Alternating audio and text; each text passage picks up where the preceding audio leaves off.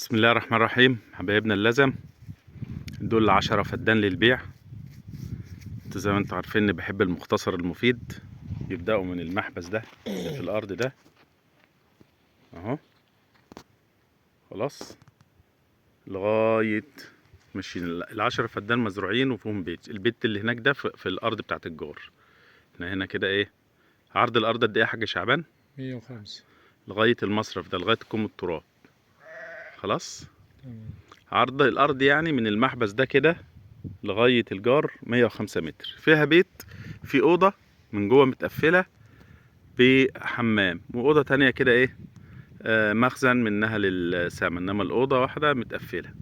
الأرض دي عبارة عن 10 فدان، 3 فدان ونص مزروعين تين. أنا هدخل لكم في الأرض كده تشوفوا. احنا كده على الطريق هنا أهو عشان تبقوا عارفين. الأرض على الطريق هنا على المدقة على طول ماشي. هو عمار ما شاء الله زي ما انتم شايفين كده، الاستراحات والبيوت يعني خلاص قربت تبقى قرية اهي. وادي هنا المسجد اهو، يعني المبنى ده في ال10 فدان اللي جنبينا على طول، واللي بعديه ده ايه المسجد على طول. يعني ده بيت وده مسجد اللي عند العربية ده. بس 3 فدان ونص مزروعين تين و 3 فدان ونص زيتون، وفي فدان ليمون، وفدان تشكيلة ماشي. وفي فدان بقى بيبقى طالع كده للايه للبيت والسكة والطرق وكده يعني. ده هنا كده اهو دوار خلف البيت كده، او مكان كده ممكن يبقى مخزن قاعدة حاجة كده يعني ماشي. فالتين بقى فيه نموات ونمو خضر. الحاجات الخضراء اللي طالعه دي كلها جديدة، فان شاء الله ده يطرح ان شاء الله السنة الجاية بإذن الله ماشي. خلاص كم فدان رشاشات يا حاج شعبان؟ فدانين وربع. فدانين وربع رشاشات، والباقي تنقيط. وأرض ما شاء الله جميلة ومخدومة وفيها مصرف. واللي عايز إن شاء الله يتواصل معايا بإذن الله.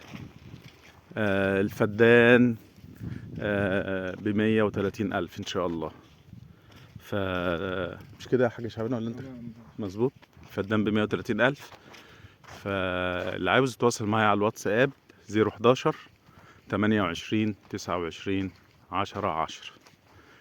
كده احنا قلنا العرض كام؟ 105 والطول 360. والطول 360 ماشي. ادي كل دوت احنا ماشيين اهو. شجر الزيتون، اسف التين الشوكي. وهنصور لكم برضو الزيتون ده بقى يا حبايبنا فدان تشكيلة، يعني مش على خوخ على تين على حاجات كده يعني. وده شجر ايه اللي مبشر ده؟ ما شاء الله الله اكبر.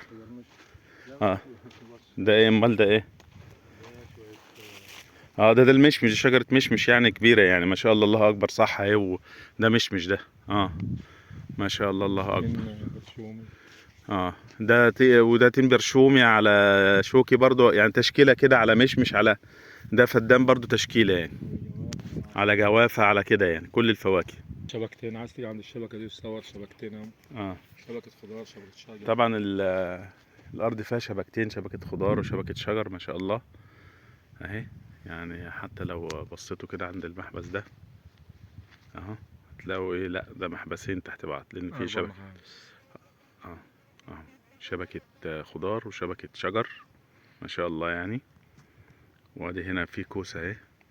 يعني احنا خلينا في الاصل في الاشجار 3 فدادين ونص تين، و3 فدادين ونص زيتون، وفدان ليمون، وفدان تشكيلة ماشي. وشوفوا اللي عايز بقى يتواصل ان شاء الله.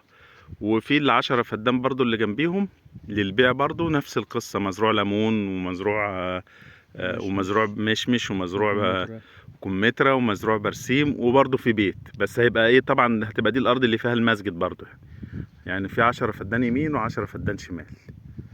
خلاص بس دول بيتباعوا لوحدهم ودول بيتباعوا لوحدهم. يلا صباحكم زي العسل.